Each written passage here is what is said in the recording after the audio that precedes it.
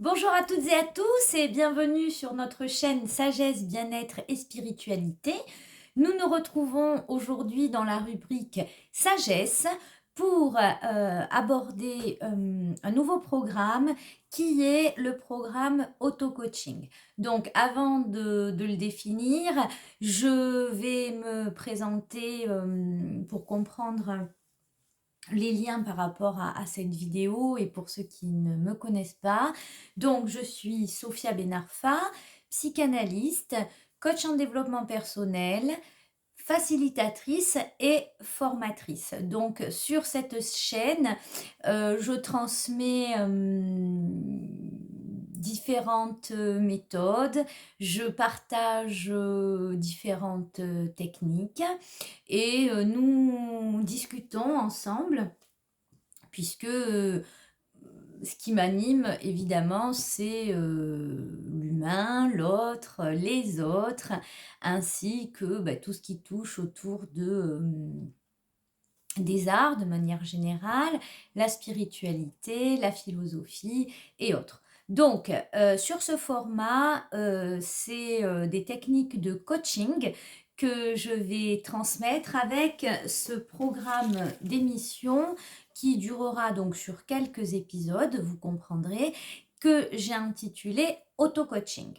Donc, l'idée, vous la comprendrez au fur et à mesure des petits épisodes, c'est de vous transmettre humblement toujours quelques outils pour vous amener à un auto-coaching. Alors, premièrement, je trouvais qu'il était intéressant déjà de rappeler ce qu'est le travail de coach. Voilà. Donc, pour ma part, donc j'ai suivi une formation qui a été authentifiée et certifiée à la fin. Donc, c'est déjà important, si vous désirez vous lancer dans le coaching, de suivre une formation assez complète, puisque c'est un métier où vous allez avoir aussi un rôle dans le cheminement de votre coaching. Alors, qu'est-ce qu'un coach? Donc, je vais parler au féminin parce que moi je suis une femme. Donc, qu'est-ce qu'une coach? Alors, tout d'abord, une coach, c'est une professionnelle qui se doit de rester neutre. Donc, c'est un accompagnement qui va se faire pour ma part en tout cas, en toute neutralité et je dirais dans une neutralité bienveillante. Ensuite, le rôle de la coach, donc, c'est accompagner une personne à prendre conscience de son potentiel, d'accord, de ses richesses et à les optimiser. Au fur et à mesure des séances, le ou la coachée donc, va véritablement révéler sa personnalité. C'est un accompagnement qui se fait par le dialogue, donc l'outil premier est la parole.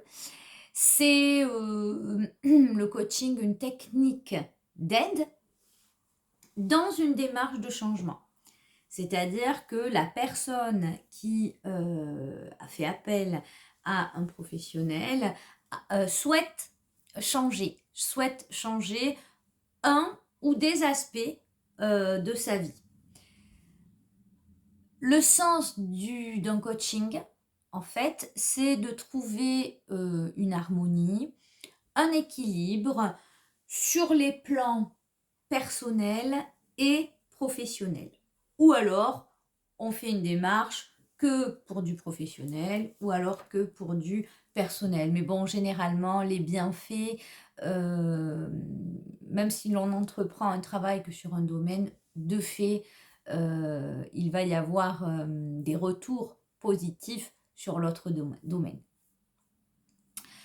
Je tiens à préciser que le coaching en développement personnel n'est pas une thérapie, ça c'est très très très important. Dans un coaching en développement personnel, le ou la coachée vient pour atteindre des objectifs. D'accord? Donc, En fait, c'est un travail où l'on part, si on devait schématiser, on va vraiment partir du présent pour aller vers un futur, qui, va ressembler, à ce que souhaite le ou la coachée. Voilà, donc on travaille, déjà, sur, vraiment, du conscient et on va parler d'objectifs, de buts à atteindre. D'accord? Donc on n'est pas du tout dans un cadre thérapeutique. Alors, ce que je vous propose dans cette petite série d'épisodes d'auto-coaching, c'est aujourd'hui déjà de faire votre propre auto-coaching au fur et à mesure de nos épisodes. Et aujourd'hui, je vous propose ce que j'appelle la technique de l'état des lieux. D'accord? Donc, il est déjà important, on ne le fait pas souvent, on ne le fait pas assez, selon moi, mais il y a cet état des lieux de soi qu'il est nécessaire de faire dans l'année ou dans sa vie. Et donc, je vais vous donner dans cet épisode quelques outils d'état des lieux. Et vous verrez au fur et à mesure comment cet auto-coaching pourra évoluer. Il y a étonnamment une donnée qui est très fréquente, c'est que la plupart des individus, bon, ça on le sait, ne se connaissent pas vraiment, mais le peu qu'ils connaissent sur eux-mêmes, c'est souvent leurs points négatifs. Voilà, les gens sont plus à même à parler d'eux, paradoxalement, négativement, que positivement. Donc déjà, on voit une absence d'équilibre dans le regard qu'ils portent sur eux-mêmes. D'accord? Donc, ce que je vous propose, c'est déjà de vous poser et de savoir de manière, consciente, c'est-à-dire simplement, d'accord? Tout simplement, d'apprendre déjà à vous connaître et de voir quel regard vous posez sur vous. Alors, ce travail d'état des lieux, il va en passer par différentes étapes, d'accord? Cet auto-coaching. Et la première étape, c'est connaître ses qualités ou encore connaître ses forces, connaître ses aspects positifs. D'accord? Alors, l'idée, si possible, c'est de vous munir, en fait, dans un premier temps, si vous pouvez, vraiment, vous voyez comme un grand carton, là, voilà, avec deux espaces, un espace personnel et un espace professionnel. D'accord? Alors, pour remplir donc votre tableau, ok, pour chaque espace, donc personnel et professionnel, vous ferez 2 colonnes. Bon, alors, je vais prendre un exemple. Voilà, là, admettons, je prends une feuille, d'accord? Je marque espace perso, voilà, hop, plus et moins. Voilà, ça va donner un peu ça. Donc, espace personnel, donc le plus, ça va être toutes les forces, le moins, ça va être mes faiblesses. D'accord? Et vous faites la même chose sur une autre feuille avec l'espace pro. Ok? Donc, espace pro, pareil, plus, moins. Et là, du coup, vous allez vous retrouver avec 2 feuilles comme ça. Vous allez coller, si possible, dans une grande feuille, voilà, un gros carton. Voilà. Alors, il est important de faire la différence entre une qualité et une compétence. D'accord? Ce sont 2 choses très différentes, donc je le rappelle parce que parfois il y a une confusion à ce niveau-là. Donc là, je vais vous demander vraiment de vous poser, les questions quant à vos qualités. Alors qu'est-ce qu'on entend par qualité? Par exemple, une personne discrète. Voilà, la discrétion, c'est une qualité. L'intuition, c'est une qualité. Êtes-vous, une personne, rigoureuse? Êtes-vous une personne sérieuse, créative, dynamique, enthousiaste? Voilà, tout ça, généreuse, hem, convaincante, par exemple, responsable. Voilà, vous avez toute une série de qualités et j'aimerais bien que, vous remplissiez correctement cette partie, heu, en toute, j'ai envie de vous dire, en toute, objectivité et sans fausse modestie. Voilà, d'accord? Faut vraiment, oser, marquer ce que vous pensez. De toute façon, c'est pour vous, d'accord? Voilà. Une fois que vous faites ça, vous allez forcément écrire ce que vous considérez comme vos faiblesses. Par exemple, je sais pas moi, retardataire. Voilà, hein. Ça vous marquez. Donc, une fois que vous avez rempli, donc là, il va y avoir tous vos points forts, tous vos points faibles. D'accord? Une fois que vous aurez fait ce travail, vous devez en remplir, pas mal, hein, parce que bon, on en a tous énormément. Vous prendrez un petit carnet, d'accord? Dans ce petit carnet, il va falloir, observer quelles sont les faiblesses les plus invalidantes dans votre quotidien. Si, vous êtes, par exemple, bah, effectivement, tout à l'heure je l'ai dit, tout le temps en retard. D'accord? Ça peut être une faiblesse. Si je suis tout le temps en retard, bah, ça peut créer du conflit au travail, ça peut créer du conflit, dans ma vie personnelle, voilà. Ça signifie que je suis jamais, au bon endroit au bon moment, d'accord? Donc les conséquences de tout, cet aspect de ma personnalité. D'accord? Si vous êtes, colérique, si vous êtes, trop gentil, voilà. Essayez de lister toutes tous les aspects invalidants de vos faiblesses. Sur une autre page, vous marquerez tout ce qui, dans vos comportements, ne vous plaît pas. Alors, j'ai pas dit ne plaît pas aux autres, je répète, sur une autre page, vous allez marquer tout ce qui ne vous plaît pas dans vos comportements. Par exemple, je suis trop gourmande, par exemple. Voilà. Ça ne me plaît pas. On pourrait avoir ce cas-là. Je suis trop gourmande, ça ne me plaît pas. Pourquoi? Bah, parce que du coup, j'ai des maux de ventre. Voilà. Du coup, bah, des fois, je suis pas bien dans ma peau parce que j'ai trop grignoté. Je j'ai pas une alimentation saine et ça commence à se voir, sur ma peau. J'aimerais, être, plus, à l'écoute, de mon corps et de réels besoins, plutôt que manger, des bonbons, toute la journée. Je dois aller, très souvent chez le dentiste, voilà. Ça peut être un comportement qui ne me plaît pas du tout. Donc, vous marquez ce que vous faites, mais qui, pour autant, ne vous convient pas. D'accord?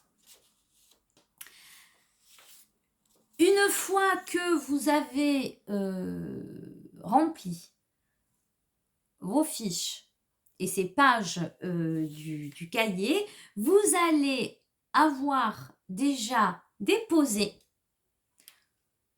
vos points forts et vos points faibles. Alors voyez comme ça d'apparence, c'est un exercice qui paraît simple. Pourtant, Cela va vous prendre quelque temps. Alors, vous n'êtes pas obligé de le faire d'entrée, d'accord? Vous pouvez prendre quelques jours. Vous pouvez, parce que ça prend du temps, vous pouvez aussi en profiter pour vous observer. Vous pourriez, par exemple, sur 5 jours, noter tous les soirs hein, ce que vous avez estimé comme force dans votre journée, ce que vous avez estimé comme faiblesse. Et ça va vous obliger à être plus observateur de vous dans la journée. Et le soir, en rentrant, vous remplissez vos feuilles et ce petit carnet. Quelle va être l'idée de cet état des lieux et de cet auto-coaching que nous mènerons ensemble progressivement? Eh bien, l'idée va être de vous transmettre à exploiter davantage vos forces et de transformer, et je dis bien transformer vos faiblesses en points positifs. D'accord? Alors, je vais prendre, je vais continuer sur l'idée de la gourmandise. Voilà. Ça peut devenir une force, la gourmandise, d'accord? Mais on vient de la voir, par exemple, dans son côté, on va dire, plus invalidant. Manger des bonbons à n'importe quelle heure, j'ai mal aux dents, je vais chez le dentiste, je peux plus m'habiller comme je veux parce que voilà. Bon, si je suis gourmand ou gourmande et que ça fait partie de moi, parce que c'est vrai que la nourriture, c'est bon, on aime manger, eh bien, je peux développer cette gourmandise dans ma cuisine, d'accord, en apprenant des recettes, en cuisinant moi-même, en apprenant à me frustrer, parce que justement, si je ne réponds pas de suite à ma pulsion de j'ai faim, là maintenant je veux un bonbon, eh bien, je vais avoir une bonne frustration. Donc le soir, je vais avoir vraiment, le soir ou le midi, je vais avoir vraiment faim et je vais prendre plaisir à cuisiner. Et la cuisine, on le sait aussi, est source de créativité. Ça va m'obliger à penser à moi aussi, parce que bien manger, c'est important. Et du coup, je vais et à la fois répondre à mon désir, mon amour de la nourriture et de gourmandise, mais aussi je ne vais plus me causer de mal-être, d'accord? Voilà, ça nous est tous arrivé, hein. Moi la première, des fois on ne sait pas ce qui nous prend, on est là, on mange plein de chocolat et puis après on n'est pas bien. Voilà. Autant, c'était dommage. Valait mieux peut-être ce jour-là, prendre le temps d'aller se faire une mousse au chocolat, avec des quantités qu'on mesurait soi-même, prendre le temps de bien la faire et puis de savourer tout ce chocolat pour son dessert. Voilà, alors que là, si on se jette sur le chocolat à 4 heures, bon, évidemment, les conséquences ne sont pas terribles, sans compter la culpabilité en plus qui va prendre le dessus. Voilà. Donc, je vous ai donné ici des exemples un petit peu basiques, mais bien sûr, nos forces et nos faiblesses sont véritablement propres à chacun. Et il est très important, puisque le coaching, c'est aussi ça, c'est apprendre à être vraiment celui qui va décider pour lui, d'accord? Celui qui va être actant dans sa vie, d'accord? Donc ça passe déjà par une observation, voilà, de soi. En fait, vous devenez un petit peu votre propre miroir. Voilà. Donc, je vous invite à mettre en place ces petits exercices pour pouvoir nous retrouver très prochainement dans la prochaine vidéo, ou une fois que vous aurez tous ces outils, eh bien, je vous transmettrai à identifier vos forces et à les exploiter. Et surtout, je vous apprendrai à accepter vos faiblesses. Donc, Pour ne pas, si cette petite vidéo vous a plu, si ce petit exercice auto-coaching état des lieux vous a plu et que vous souhaitez accepter vos faiblesses et exploiter vos forces, merci de vous abonner, activez la petite cloche pour avoir les notifications, puisque certains abonnés m'ont dit de le rappeler parce que sinon ils n'avaient pas eu certaines vidéos. Et puis suite au prochain épisode. Moi je vous remercie, je vous souhaite une très très belle soirée et puis à bientôt pour l'évolution de cet état des lieux. À bientôt, au revoir.